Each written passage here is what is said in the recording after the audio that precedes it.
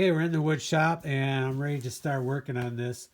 So the pile of lumber that was on the back of the truck, after I planed it, removed all the bad stuff, this is my pile now. So it's not huge, but it's enough to get me started, and then I'll bring more lumber home and do the same thing. It's a lot of time, but I want to get the good stuff out of it and use what I can. I do have some other lumber I could start using, but I really want to get rid of that one pile because that's the pile that's bad. I'm pretty sure the other stuff's going to be fine. So I've been thinking about, so back in early years, literally 40 years ago, when I worked in the lab, I was into lab notebooks. So I would basically draw out and plan out my projects pretty thorough. I had taken drawing in high school and did real well at it. Much nicer than just drawings, but I actually thought about going to school for that, but then decided not to. I didn't think that would, in the long run, be that exciting. So, yeah, here's a record case for 45s. Interesting. Yeah, so that was a while ago. Here's a high chair I did build. Not sure where it is anymore. Anyways, and then just ideas.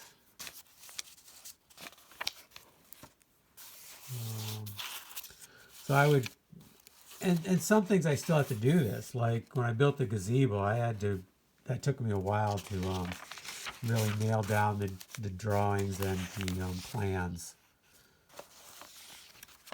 Oh, here's when I was doing some wood art ideas. So that's cool. No sense of getting rid of it, but it's cool to look back. Okay, so here's what I came up. This morning I've been kind of building it and rebuilding it in my mind. And I knew I wanted to do something like a 45 on the corners. So I want the boards going up and down, but this is like looking down at it, bird's eye view. So the corners, instead of just coming to a 90 degree, I like the idea of a 45 because that would kind of mimic the foosball table that we were working on, and I like the effect of that.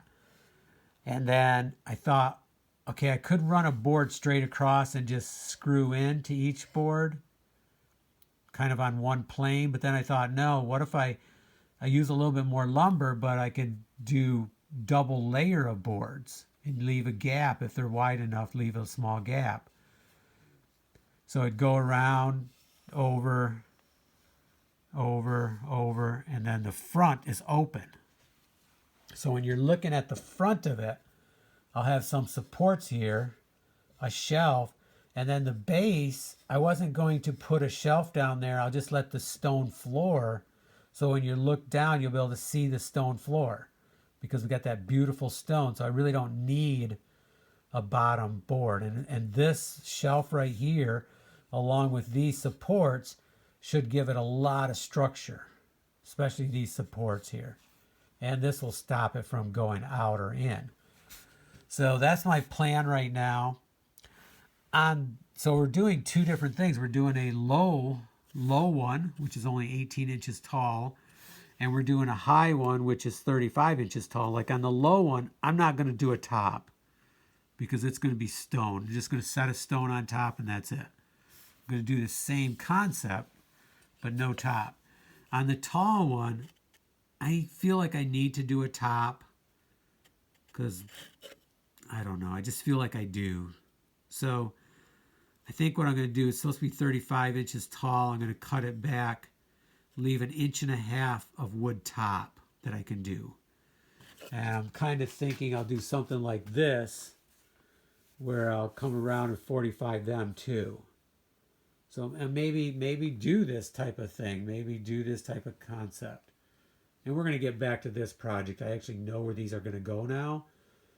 So we'll finish this one off once I'm ready to put these in. For now, I'm not ready to put them in, so I'm not in a rush to finish them off and put them together. So we'll get back at that.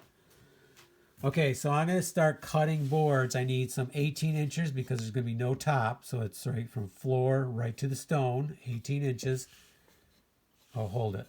Does that count the stone? No, that does not count the stone. So 18 inches from floor to the top, and then the stone will sit on top. And then this one, 33 and a half. Yeah, 33 and a half. And then we'll do the top. That'll leave us an inch and a half for the top. Okay, I'm going to start cutting them. I'm not going to get as many as you might think out of this. Probably not going to get near enough. I'm not going to get even close, but at least I can get it started. And then I have other wood here too. Like I've been stashing wood along this wall for years. Well, maybe not in the recent years, but I can go through here and pull out anything that's 33 and a half inches tall.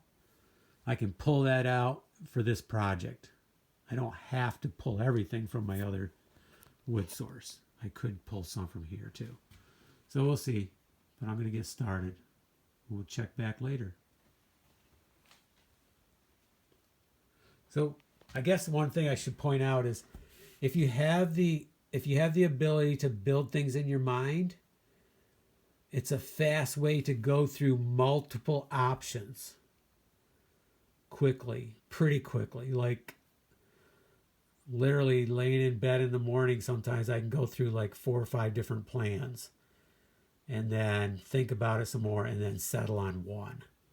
So it's a lot faster than drawing them out. If you can mentally visualize the thing going together and what it's going to look like, it can be rewarding because you can come up with more creative ideas. And if you don't like something about a plan, just tell yourself, what can I do to get around that, or what a creative idea can I do? So planning in your mind can really help.